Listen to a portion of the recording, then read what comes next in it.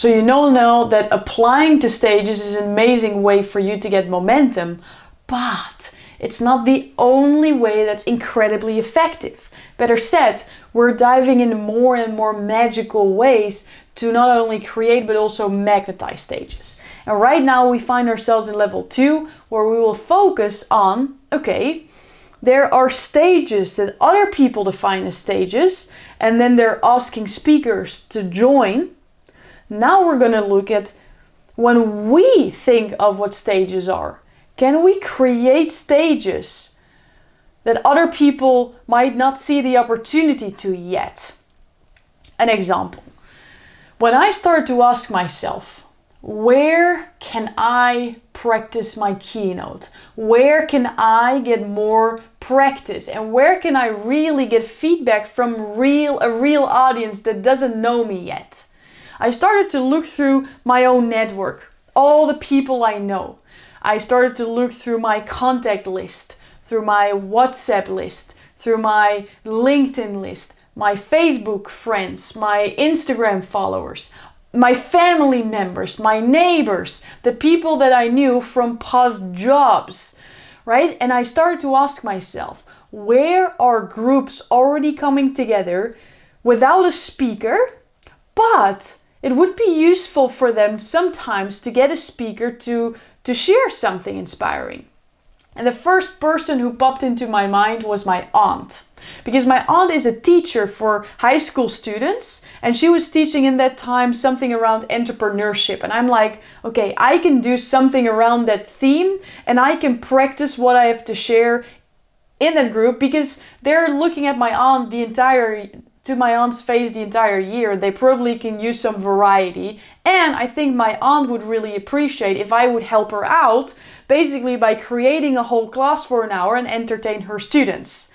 So I said to her, like, would this be a fun idea? Can I just do like a guest lecture or something like this? I don't know if you ever do it, but can we create that opportunity together? And she was so enthusiastic. She said, Lori, that's a great idea. Why don't you come next week? I'm like, oh my God.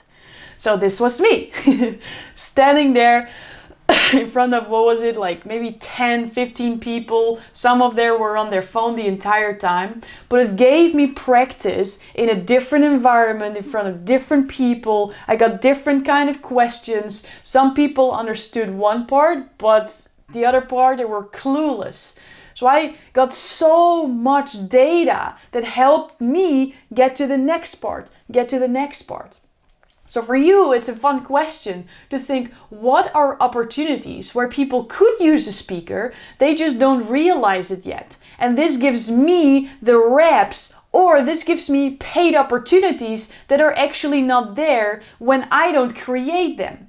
For example, what about certain meetings or conferences that maybe you've went to, but they don't have that spark in the beginning of that, or that spark in the end. Some conferences have what they then call an inspirational speaker, but some may not. So what if you just create that opportunity for yourself? You say, hey, I went to this conference last time and this is what I've been up to, and I really think that I could help you with the lineup by doing something in the beginning to get them in a beautiful state. Would that be something you might be interested in? And depending on where you are on your journey, and we're going to also later on look at monetization strategies, how you can get paid doing that, also in a way where the host can almost not say no. They're always like compelled to say yes because they're winning with you. You're going to learn creative ways around that. But now you're creating new speaking opportunities that were not there before. The beauty of this is you don't have to stand out along a lot of other applicants, right? You are creating your own opportunities. So now you have more of a conversation with the host, how you can actually add value to them. Isn't that freaking cool? So another thing that I started to really, really wonder in this stage was like, okay, I'm starting to get the reps in. I need to be prepared. People out there are talking about a speaking agent. I think I need a speaking agent as well. So I started to interview a lot of speaking agents. And I actually did this for Lori the podcast. You can listen to some interviews if you want. One was actually with a speaking agent of Mel Robbins. Like at some point I was talking to all the big players. And I found one of the biggest misconceptions about beliefs around speaking agents that I certainly had as well. Because my thought was, when I get an agent and then I have my keynote, I just need to wait and sit until they're gonna book me, right? Maybe you're there with me. You're like, okay, at some point I have the confidence around my keynote. I practiced it a couple of times. Now I'm gonna write an agent. They're gonna put me in their roster is what they call it. They put me in their roster and I'm on their website, and it's so super cool. And then I will be booked. And yeah, that's not true. I have to burst your bubble. I'm sorry if you thought this was going to be it. It's not. What they said, and I think that's a really beautiful way of explaining it, they really boost whatever there's already there. So if you have not a lot of gigs and also not paid, then they're just gonna boost that, which is basically nothing. So in the beginning, it's really up to you to create that momentum. Now, once you start to really get paid for speaking gigs, like most of them are at least 5,000 euros or dollars, because they need to earn something with this as well, right? Like it makes total sense if you think about it. I just didn't think about it too long, I guess, because I thought this is gonna be easy. It's not, or it is. It can be easy and fun if you follow the steps which we're going through now. So what I would highly suggest is that you're going to apply to everything what we just talked about and stand out when you do that. Be personal, be heart-centered, and then now go through the list of people in your network and start to create new opportunities. And what other people have done is they started to see, a stage is not even only when I can speak in front of other people, but when I, for example, go to a training and the host of the training asks, what's your breakthrough or what's your aha moment? This is actually for me a moment where I can stand up for who I am. I'm comfortable and confident speaking my truth, and then other people see you, they get an emotional connection with you, and it will be easier for them to have a conversation with you later.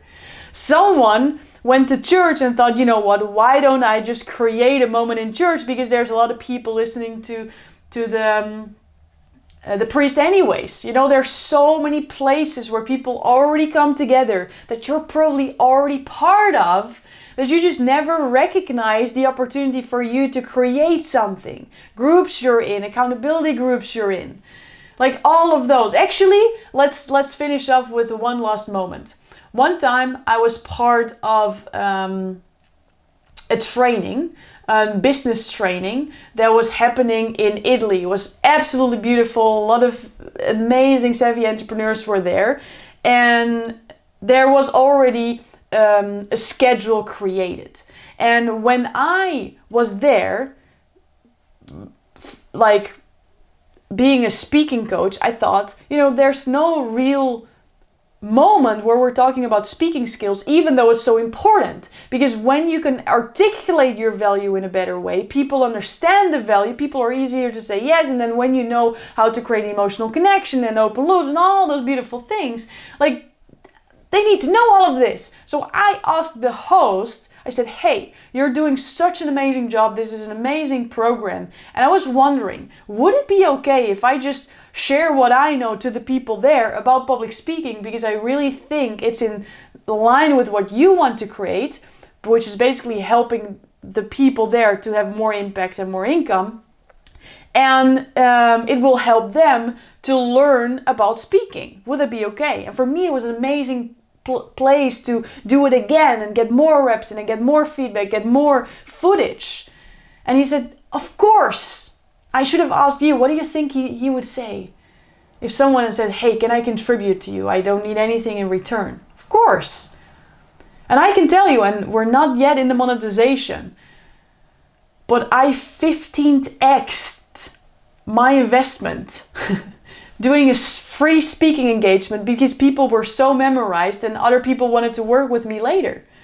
So we're going to go into the monetization part, but you already get some free nuggets. Right now, it's really about getting you on stages. You know you can apply, you know that you now can create your own thing as well. So go through your list of people and start to reach out to them, because people need to hear you. They're ready for it. They just don't know that you exist yet. So let's get you on some stages.